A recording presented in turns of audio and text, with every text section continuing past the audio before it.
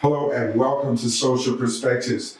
I'm Jay Gentile Everett, and we are so happy that you have joined us tonight. We're trying to relate to those who are less fortunate than we are. It is a privilege and an honor, actually, to go and try to serve those who have experienced some fortunes that are less than stellar.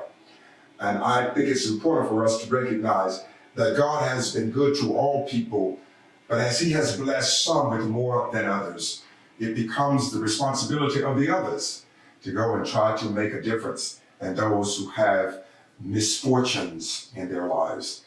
It is indeed a pleasure to stand in the midst of this great, vast issue of need that's before us.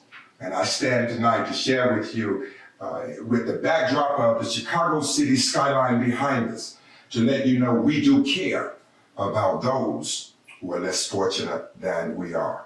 Stay tuned. We have an exciting show, though. We're going to talk about many things, particularly being Black History Month. We want to highlight some of the achievements and yet some of the struggles that African Americans are still enduring. Stay tuned. We'll be right back. Sometimes God interrupts the normal course of history and gives us leaders whose gifts and insights are used to transform a generation. We have the privilege of presenting such a leader.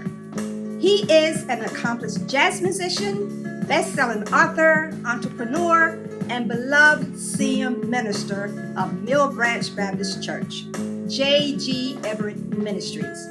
Our host, Dr. J. Gentile Everett.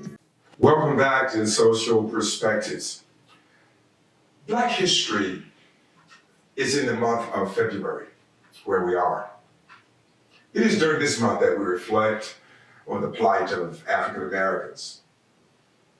And practically every African American in their deepest, innermost heart of hearts have pondered the question, why have we been so demeaned?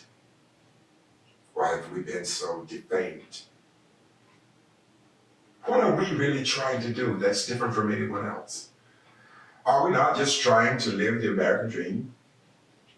Trying to have our lives fulfilled with achievements and goals that are important to us? We too are endowed by our Creator. He has given us certain gifts and talents. We all want to be free to pursue them without the obstruction, without being impeded upon with bigotry and discrimination. Is it not everyone's prerogative to legally traverse through the rancors and vicissitudes of life without having reprisal, without being stigmatized or labeled by some pejorative word or concept?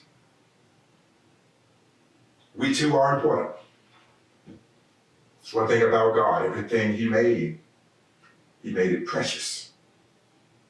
So I am glad that out of all the things God could have done, He decided to create me and you the way He chose.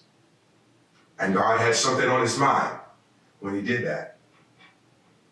And that something was much bigger than the hue of one's skin. When I was growing up, I used to hear from time to time how African Americans were the last hired and the first fired. I used to hear some people say, oh yes, now we can't enter the front door. But on our way out, we probably would rather go through the back because it would spare us the indignities of shame and ridicule that the public would levy upon us when they found out that we had been terminated or wrongfully dismissed from our positions.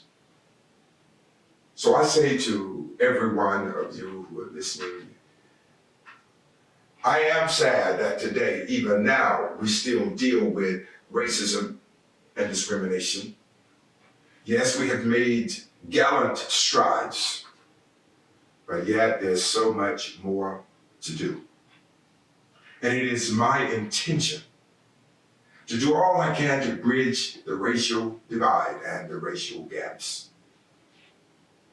Because I think it's time for us to embrace a much higher idea about each other.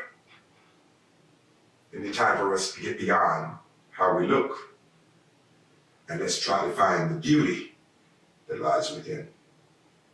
There's so many things we're going to be discussing with you tonight about what Black people are dealing with and what they have dealt with. And I'm particularly interested in our young people recognizing how important it is for them to know something about from whence we came and what that struggle was like. I remember when I was a public school teacher, I was teaching history.